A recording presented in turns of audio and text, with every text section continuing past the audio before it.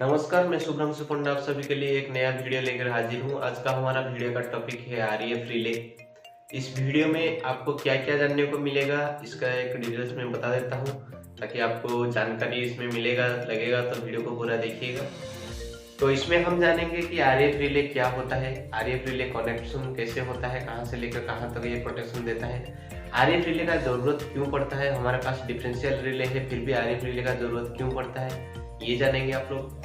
जो RF relay में होता है स्टेबलाइजिंग रजिस्टर, ये इसका जरूरत क्यों है, ये कैसे काम करता है। हमारा जो आरएफ रिले में होता है वीडीआर वोल्टेज डिपेंडेंट रजिस्टर, उसका काम क्या है, उसका जरूरत कब पड़ता है। और एक चीज जानने वाले हैं कि आरएफ रिले सिर्फ रेस्ट्रिक्टेड जो एरिया है उसका फॉल्ट कैसे दिखाता है, रेस्ट्रिक्टेड एरिया से बाहर का फॉल्ट क्यों नहीं दिखाता है, इसको भी हम डिटेल्स में देखेंगे। तो ये सारे क्वेश्चन अगर आपके मन में भी है तो वीडियो में बने रहिए अंत तक, मैं हर सवाल का जवाब देने वाला हूँ।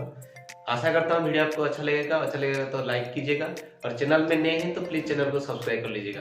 तो बिना देरी किए चलिए वीडियो शुरू करते हैं। हमारा जो आरईएफ रिले ट्रांसफार्मर में लगता है, जनरेटर में लगता है, मोटर में भी लगता है। हम एक ट्रांसफार्मर का दिखाते हैं, अभी कंसिडर करेंगे। तो ये एक 3 फेज स्टार कनेक्टेड ट्रांसफार्मर है।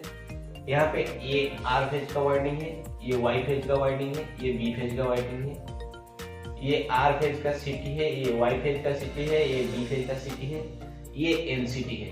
एनसीटी जो न्यूट्रल पॉइंट से लगते एनसीटी होता है, एनसीटी है। ये हमारा आरईएफ रिले है, ये हमारा स्टेबलाइजिंग रजिस्टर है, ये वीडीआर है। पहले मैं आपको इसके डिटेल्स में जाने से पहले ये बता, आरईएफ रिले की जरूरत ही क्यों है। हमारे पास तो डिफरेंशियल रिले है, arc fault over current relay है, फिर आरईएफ रिले का जरूरत क्यों है। हमारा जो एक रेस्ट्रिक्टेड एरिया में क्या हो रहा है, ट्रांसफार्मर के अंदर में फॉल्ट है कि बाहर में फॉल्ट है, ये हमें बता देता है आरईएफ रिले। ये एक रीजन है। दूसरा रीजन है कि जो डिफरेंशियल रिले है, डिफरेंशियल रिले ये सेंस कर सकता है कि हमारा वाइंडिंग का कुछ हिस्सा तक जो अगर फॉल्ट होगा तो वो सेंस कर सकता है। लेकिन मानो ये न्यूट्रल पॉइंट है ना, जहाँ पे स्टार होके गया है, इसके आसपास अगर इंटरनल फॉल्ट हो गया, मानो यहाँ पे फॉल्ट हो गया, तो यहाँ पे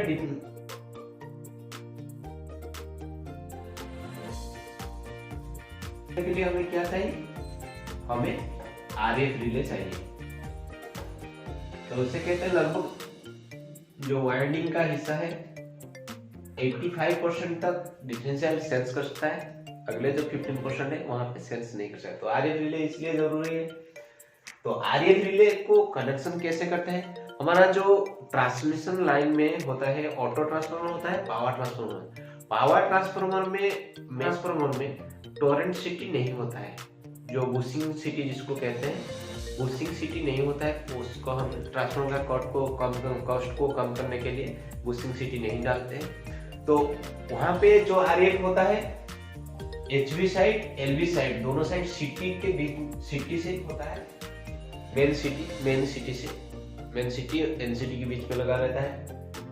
लेकिन ऑटो ट्रांसफार्मर में हमारा बूस्टिंग सिटी होता है, तो बूस्टिंग सिटी हमारा एचपी बूस्टिंग सिटी हो सकता है, या इंटरमीडिएट वोल्टेज का जो बूस्टिंग सिटी है उसमें लगता है आरईएफ। तो देखते हैं कैसे होता है, ये कैसे काम करता है।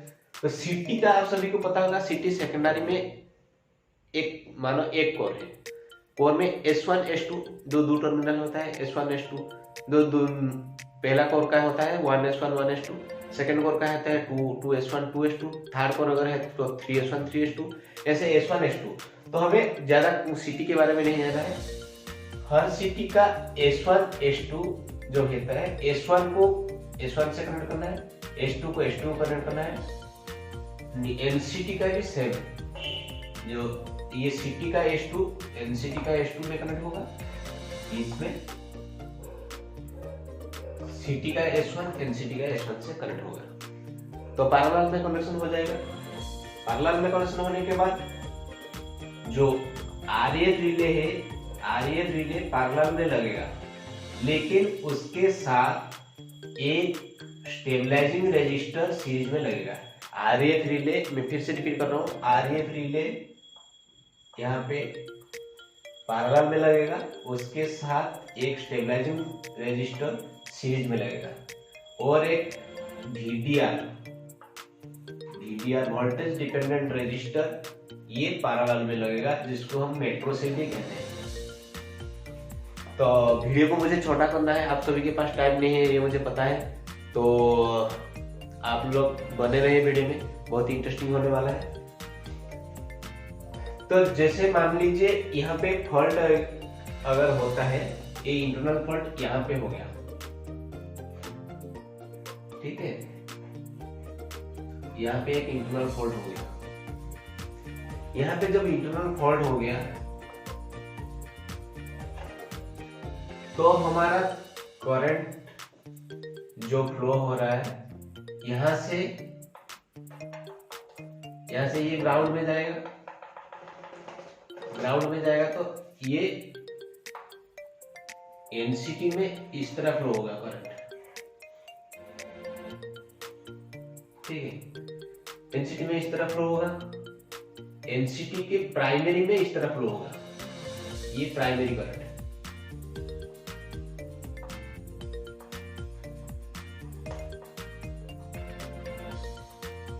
ये प्राइमरी में करंट है। तो प्राइमरी में जिस दिशा में करंट फ्लो होगा, सेकेंडरी में उसके रिवर्स डायरेक्शन में फ्लो होगा। तो जो सेकेंडरी में करंट फ्लो होगा वो इस दिशा में फ्लो होगा,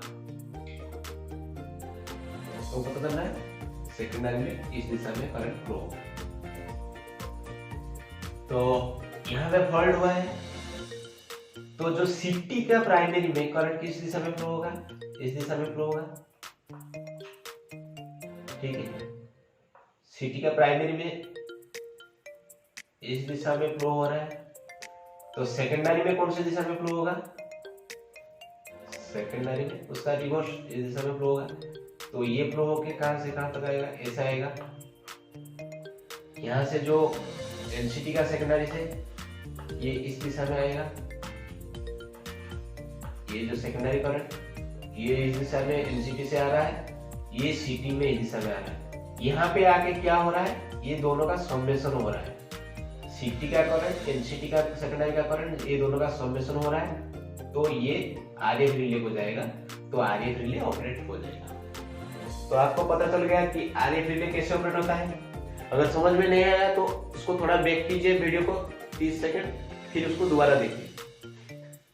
तो जब फॉल्ट इंटरनल है तो करंट का समेशन हो रहा है, सीटी का करंट एनसीटी का करंट। इसमें सिचुएशन हम चेंज करते हैं कि अगर फॉल्ट बाहर में है तो ये क्यों ऑपरेट नहीं करता है, तो हमें करंट का जो दिशा है इसको देखना चाहिए।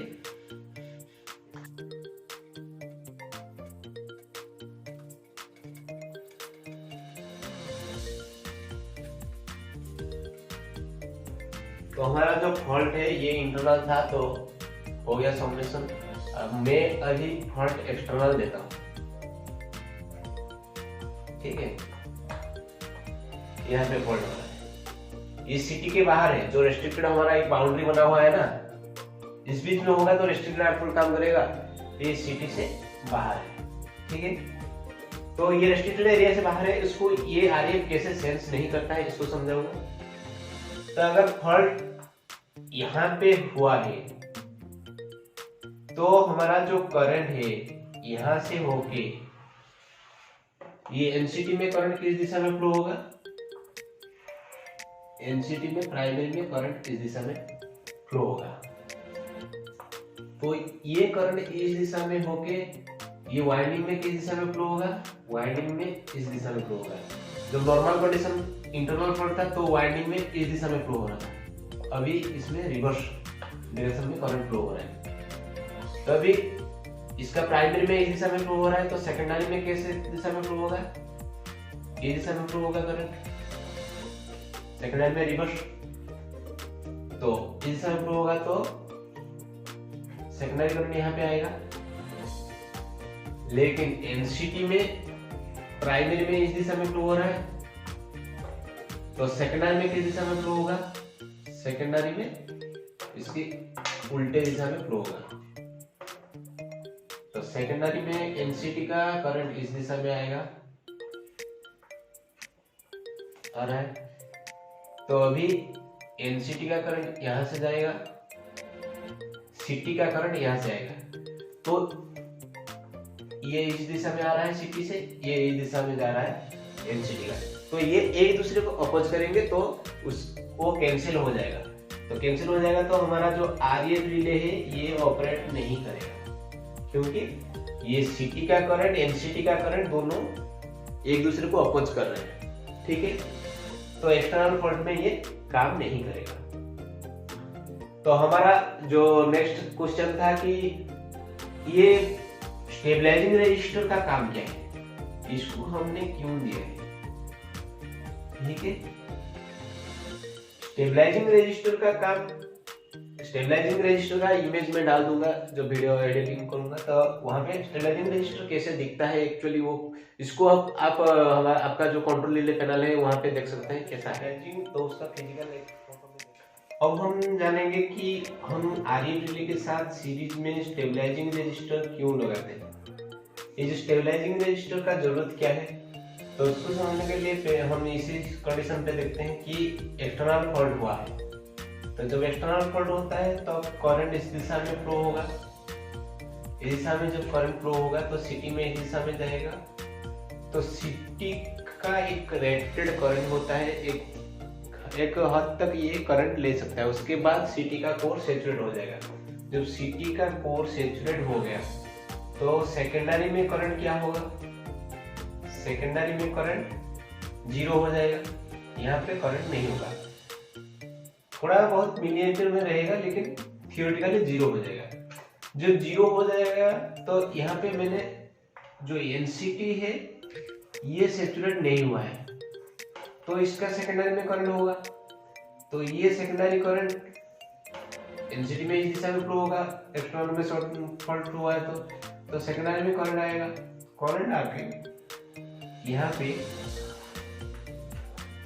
ये आरएफ रिले को जा रहा है। जब हमारा एक्सटर्नल फॉल्ट होता है तो क्या होता है, अगर सिटी सैचुरेट नहीं हुआ है तो सिटी के सेकेंडरी में इस दिशा में करंट आके ये करंट को अपोज करेगा, तो ये करंट कैंसिलेशन हो जाएगा, आरएफ ऑपरेट नहीं होगा। लेकिन अभी कोर सैचुरेट हो गया तो ये करंट नहीं है, तो ऑपोजिशन कुछ भी नहीं है, ये करंट जा रहा है। तो ये करंट जाएगा तो हमारा आरएफ रिले ऑपरेट हो जाएगा। लेकिन ये क्या है, ये फॉल्ट तो एक्सटर्नल है, एक्सटर्नल फॉल्ट में आरएफ ऑपरेट होगा तो ये मिस इंडिकेशन मिलेगा हमको कि ट्रांसफार्मर के अंदर में कोई फॉल्ट है। तो उसको रेक्टिफाई करने के लिए क्या दिया गया है, ये एक स्टेबलाइजिंग रेजिस्टर को सीरीज में दिया है। इसका काम क्या है, अगर यहाँ पे सिटी का कोर सैचुरेट हो गया तो सेकेंडरी में करंट नहीं है, लेकिन ये जो करंट एनसीटी की सेकेंडरी से करंट जो आ रहा है, ये करंट यहाँ से आ रहा है, यहाँ से आ रहा है। यहाँ पे अगर ये आरएफ रिले से पाथ बनाएगा तो यहाँ पे एक स्टेबलाइजिंग रेजिस्टर है जो एक रेजिस्टिव पाथ प्रोवाइड कर रहा है। लेकिन जो नॉर्मल कंडीशन में, जब सिटी नॉर्मल कंडीशन में था, सिटी सैचुरेट नहीं हुआ था, तो सिटी का एक इम्पीडेंस था वो बहुत हाई था, ये पाथ से ये पाथ रेजिस्टिव था।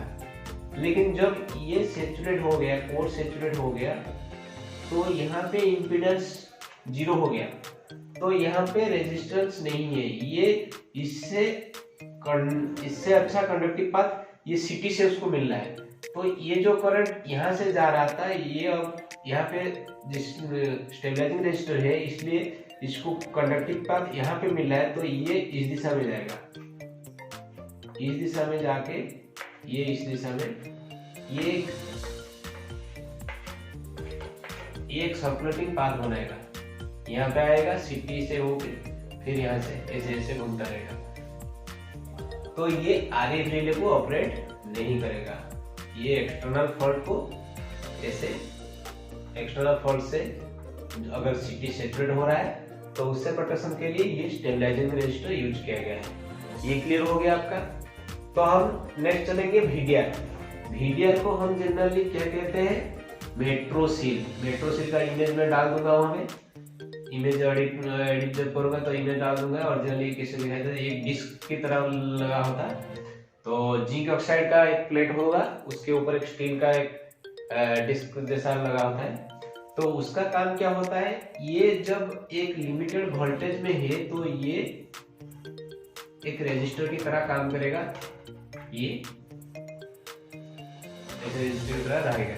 लेकिन जब वोल्टेज यहाँ पे ज्यादा हो जाएगा तब ये इसमें हीट जनरेट होगा, तो ये कंडक्टिव पाथ प्रोवाइड करेगा। ये डायरेक्ट ये पैरेलल में लगा था, इसके नीचे ये डायरेक्ट आर्क के साथ कनेक्ट रहता है, तो डिस्क के नीचे। तो ये जो जिंक ऑक्साइड डिस्क जैसे रहता है ना हमारा सॉलिड रेजिस्टर में, तो उस तरह होता है। तो जब यहाँ पे हमारा मानो यहाँ पे इंटरनल फॉल्ट है, ये एक्सटर्नल फॉल्ट नहीं है। अभी बीडीए के बारे में समझते हैं। फॉल्ट यहाँ पे है, अभी मैं इसको मिटा देता हूँ, ठीक है। इंटरनल फॉल्ट हुआ है, तो ये यहाँ से आके ऐसे ऐसे ऐसे ऐसे ऐसे यहाँ पे ये एनसीटी के थ्रू एक स्टेबलाइजिंग पाथ बनाएगा। एनसीटी में प्राइमरी में इस दिशा में करंट फ्लो होगा, तो सेकेंडरी में इस दिशा में फ्लो होता है। लेकिन ये करंट अगर बहुत ज्यादा हो गया तो ये एनसीटी सैचुरेट हो गया। एनसीटी सैचुरेट हो गया, यहाँ पे सिटी से लेकिन करंट आ रहा है, सिटी सैचुरेट नहीं हुआ है, तो सिटी में करंट इस दिशा में नहीं होगा, ये रिवर्स दिशा में होगा। और यहाँ पे हुआ है तो ये सिटी में करंट इस दिशा में फ्लो होगा, यहाँ पे इस दिशा में ऐसे फ्लो हो रहा है। तो सिटी सेकेंडरी में करंट इस दिशा में फ्लो हो रहा है, तो यहाँ पे ऐसे आ रहा है। लेकिन यहाँ पे जो कोर सैचुरेट हो गया है, यहाँ पे कोर सैचुरेट हो गया है, यहाँ पे जो करंट है ये भी बढ़ चुका है, और यहाँ पे कोर सैचुरेट होने के कारण यहाँ पे वोल्टेज भी बढ़ चुका है। तो हमारा जो रिले होता है या मीटरिंग के लिए कुछ भी यूज होता है, वो हाई वोल्टेज हाई करंट के लिए नहीं बना होता है। इसलिए हम पीटी यूज करते हैं, सीटी यूज करते हैं, ताकि हम एक रेशियो में लो वोल्टेज और लो करंट दे सके, ताकि हमारा मेजरमेंट और रिले अच्छी तरह से फंक्शन कर सके। तो जब वोल्टेज हाई हो गया तो ये सेकेंडरी ये जो आरएफ सर्किट है उसको प्रोटेक्शन के लिए वीडीआर दिया गया है। ये वोल्टेज डिपेंडेंट रेजिस्टर है, जब वोल्टेज ज़्यादा हो रहा है तो ये ग्राउंड को एक पाथ दे देगा, ताकि वहाँ पे वोल्टेज ग्राउंड हो जाएगा। तो हमारा जो आरएफ का सर्किट है ये प्रोटेक्टेड रहेगा।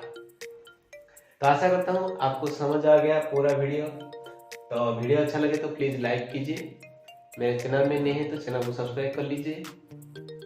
तो thanks for watching, thank you.